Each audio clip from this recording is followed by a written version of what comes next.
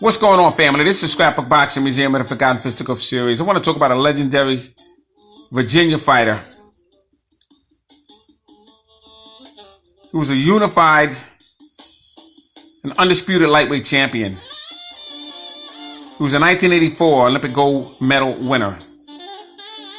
He was ranked number 1 in the lightweight division in the amateurs for many years. I remember Pernell Sweet Pea Whitaker in the Olympic Fest. I remember watching him in Lake Placid as he was trying out for the Olympic Games.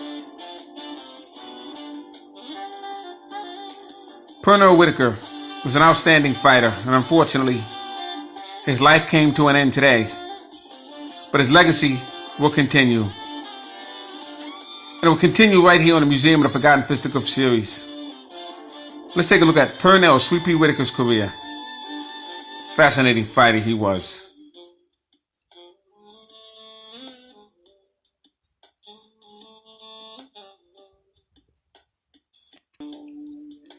Now, Pernell Whitaker was born January 2nd, 1964 in Norfolk, Virginia. Now, he stood 5 foot 6 inches. He weighed 135 to 155 pounds. He was managed by Shelly Finkel and trained by the legendary Philadelphia trainer and fighter, Sweet Georgie Benton.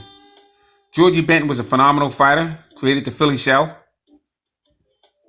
And he taught Pernell and Meldrick Taylor, Evander Holyfield, and those that would listen to him, some of the greatest defensive moves the game has ever witnessed.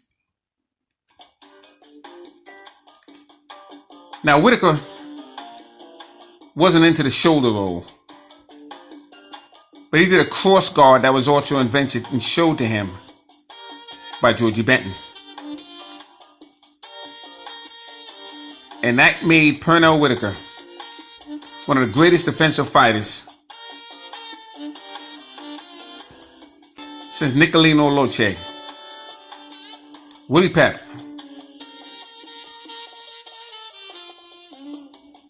and some of the greatest defensive fighters in the history of the game. Pernell Whitaker is on top. Now, he had a professional record of 40 with 4 losses, 1 draw, and 17 knockouts. His career spanned from 1984 to 2001. He'd be introduced to the Boxing Hall of Fame in 2007.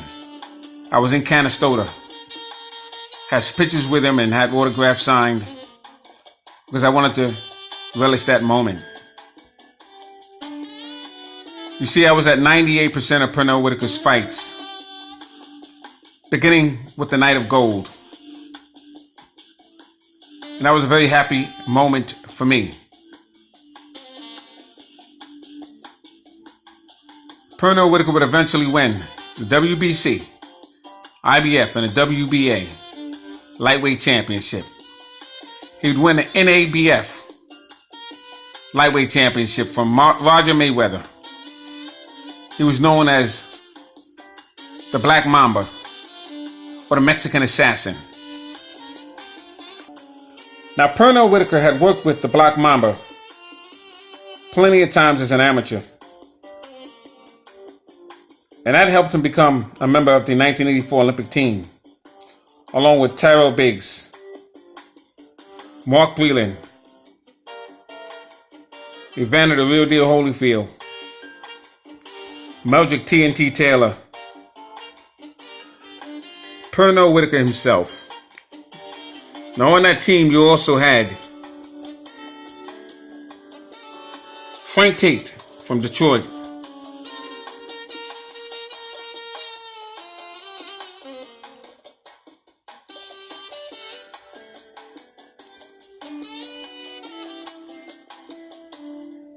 you got Steve McCory from the Kronk stable. Steve McCory had an older brother by the name of Milt McCory.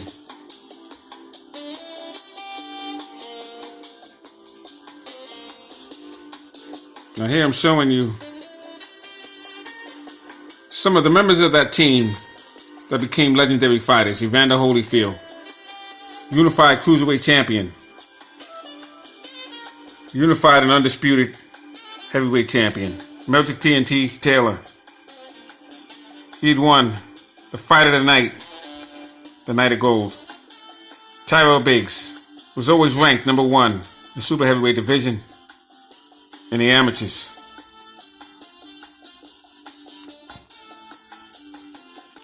Now, part of that team, you also have Virgil Hill, Bismarck, North Dakota. He would become a light heavyweight champion, WBA version. You'd also have Frank Tate. Now, he and Michael Second to None would go back and forth in the amateurs as to who was going to represent the United States Olympic team in 1984. In that class, you had Dennis Milton.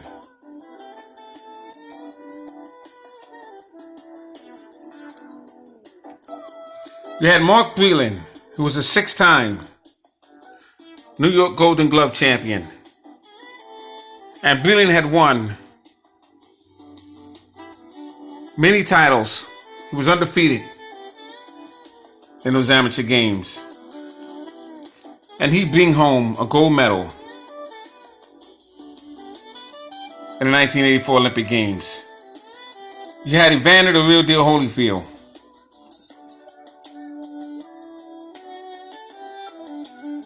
Now, he had a box-off with Ricky Walmat. Ricky Walmat was from Detroit, and he was a sure favorite to win the box-off with Evander Holyfield and represent the United States Olympic team in 1984. But Evander Holyfield would upset him. So you have some great members of that team. But perhaps the 2 closest members of that team was Meldrick TNT Taylor. Taylor was only 17 years old at the time he represented the United States Olympic team in 1984. He won his first national title at the age of 15.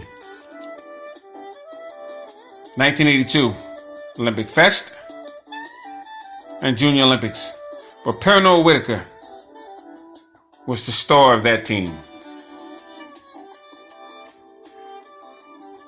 And I was there that night when he knocked out his opponent in the very first round.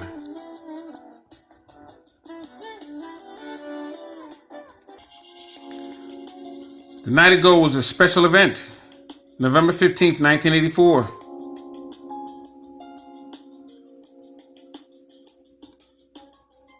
And he would receive a first round knockout. Beautiful combinations. Pernell Whitaker, like I said, was probably the best fighter in those games. And I can remember that just like yesterday. I remember the t-shirt that they were selling had 4 members of that team on that t-shirt. And the judges that night were Tony Castellano and HBO's Las Vegas, Nevada judge, Harold Letterman. R.I.P. to him.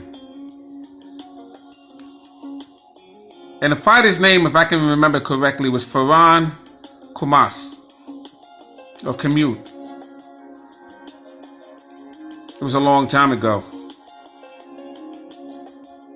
But you had Meldrick Taylor and Mark Breland, Evander Holyfield, Pernell Whitaker. I believe Steve McCory was there that night.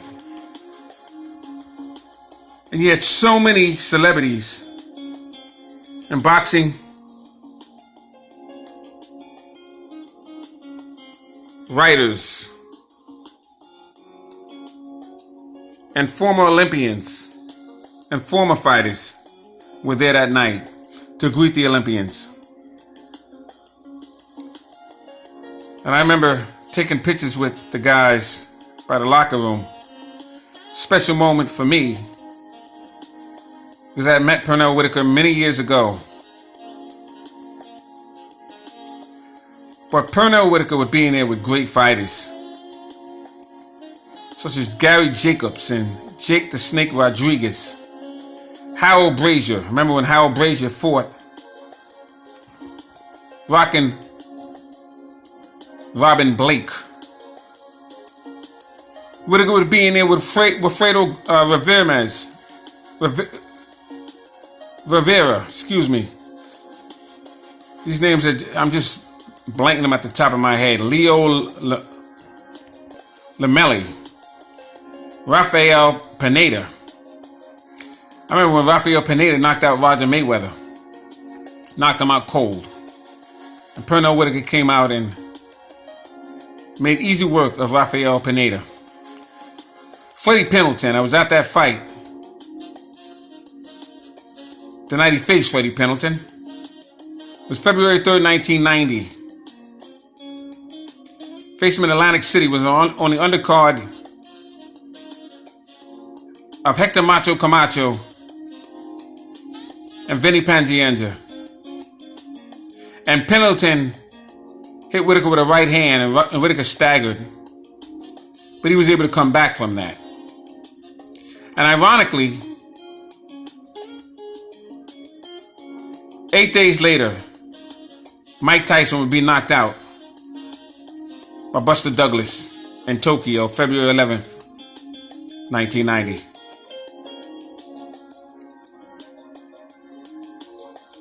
But Pernell Whitaker handled his career like a champion.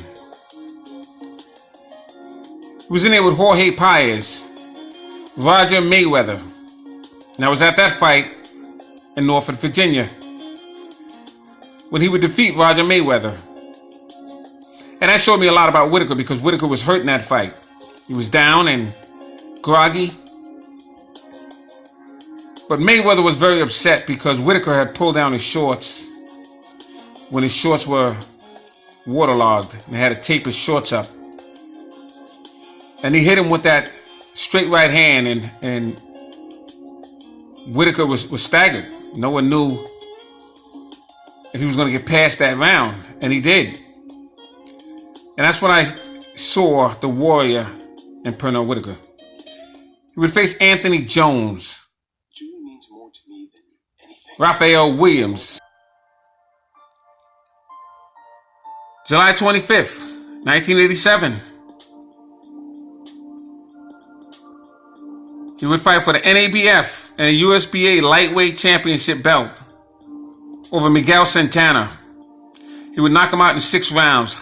Santana was a very good fighter during those years. March 12th, 1988. Whitaker would face Jose Luis Ramirez. And he would brilliantly outbox Ramirez in France.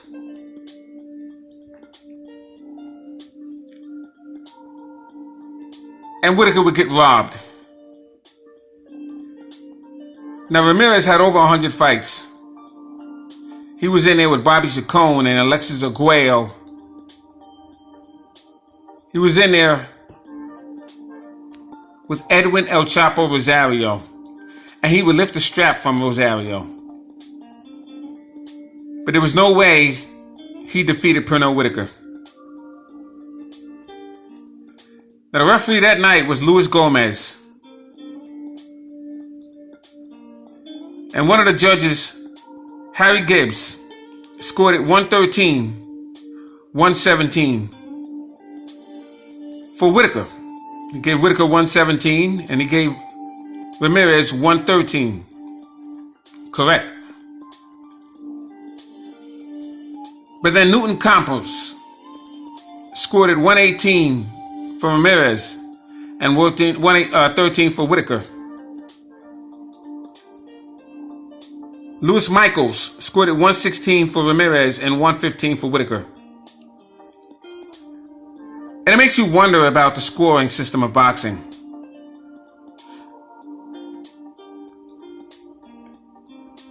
Because that was a one-sided fight in favor of Pernell Whitaker. But that wouldn't be the first time Whitaker would be robbed of a decision. But he would gain redemption February 18th, 1989 in Hampton, Virginia. 12-round victory over Greg Haugen for the IBF lightweight championship strap. And Greg Haugen would defeat Vinny Panzienza, Pernell Whitaker's stablemate. of main events. But Whitaker would outclass and outbox Greg Haugen. August 20th, 1989. I made sure I was at this fight.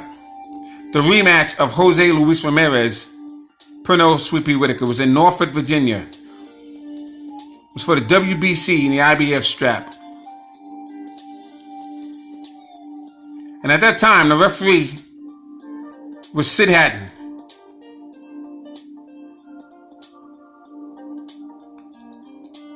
Yet Miguel Dante had it 108 to 120.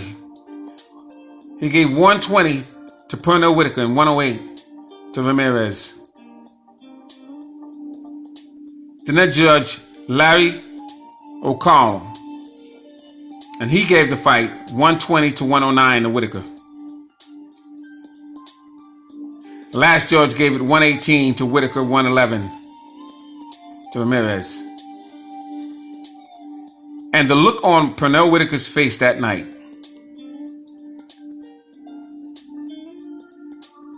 I was in the second or third row, and I was by the aisleway where Whitaker was coming back to his corner. He gave me a high five. Said, "We got this one." And he started to shed a tear, and it was a stunning moment for me.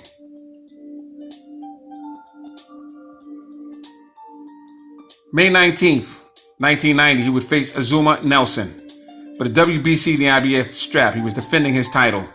Now, Nelson faced Salvador Sanchez, and he was doing very well in that fight until the last round when he was knocked out by Sanchez. But he didn't have a chance with Pernell Whitaker.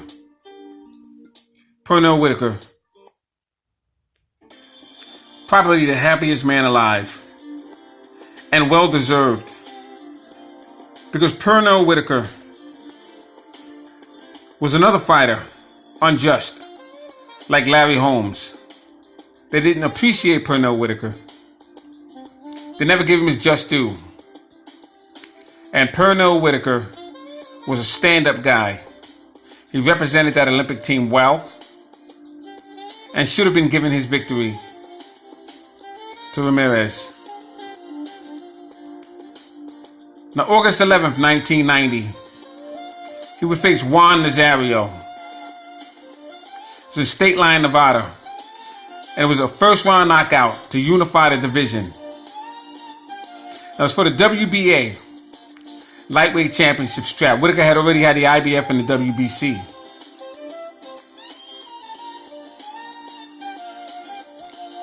But I got to tell you, that's the most memorable moment for me.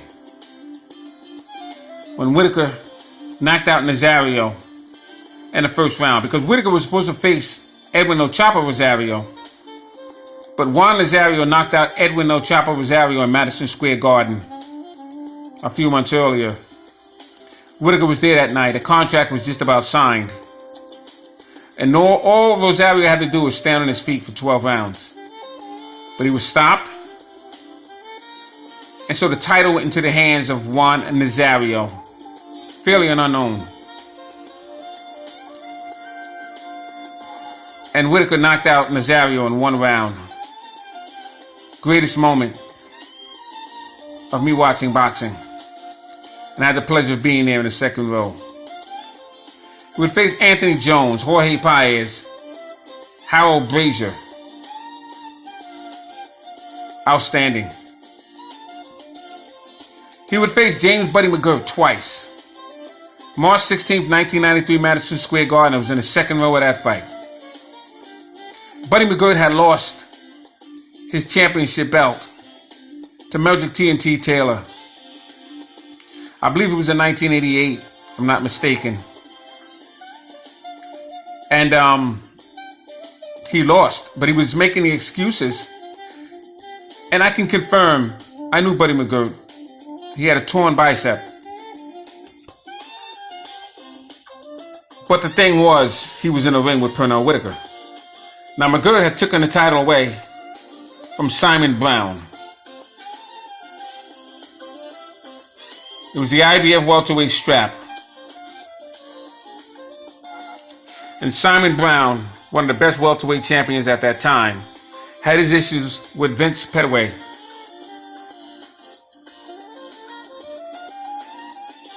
But that belt would go to James Buddy McGirt.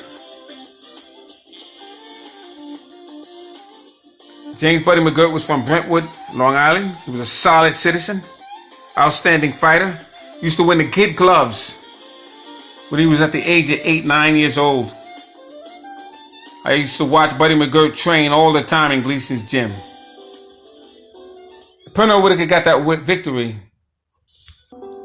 it would be a celebratory victory for Pernell Whitaker. Phenomenal fighter was Buddy McGirt. So for Whitaker to get that victory, outstanding. Then we would face him again and defeat him again.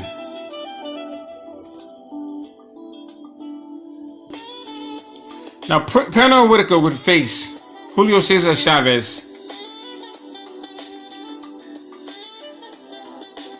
Fought him at the Animal Dome, San Antonio, Texas. It's for the WBC Welterweight Championship of the world. Joe Cortez was the referee. It was on September 10th, 1993. And once again, Pernell Whitaker was robbed. They made it a draw. And there was no way in the world Chavez defeated Pernell Whitaker, and that's what you call it, a defeat. Because he was clearly outclassed by Pernell Whitaker.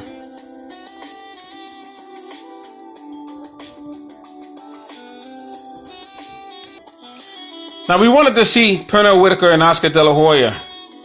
We got that fight. And most observers gave the fight to Pernell Whitaker. But Oscar De La Hoya was awarded the decision. And you can see a changing of the guard. Oscar De La Hoya was the moneymaker at that time. Pernell Whitaker, great fighter. But the world was looking for a media darling. And they found it in Oscar De La Hoya. Oscar De La Hoya could do no wrong in the eyes of the media. And that role didn't fit for Pernell Sweet Pea Whitaker. And once again, he would suffer another defeat. And an unfortunate loss that he was entitled of a victory. Pernell Whitaker would also face Julio Cesar Vasquez, March 4th, 1995, at the Convention Center. I was at that fight.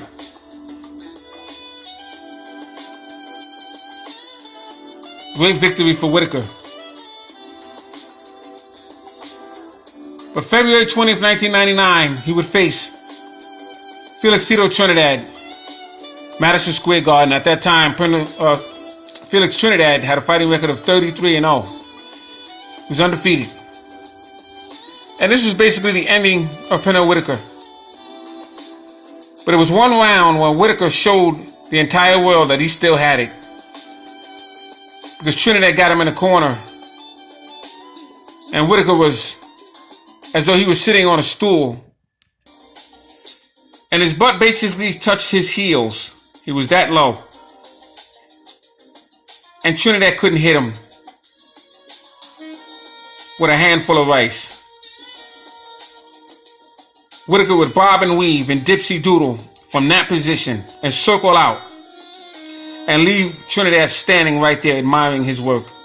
And he would raise his hands as the entire garden stood up on their feet and cheered for that last great move of Pernell Whitaker. It was passing of the torch. The ending of an era for this great fighter, Pernell Sweet Pea Whitaker. So I just wanted to show respect to Whitaker and his family and the Olympic team of 1984. Salute to Pernell Whitaker.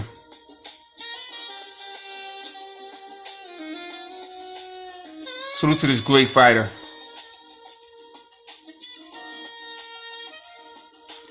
Now my recommendations to see a full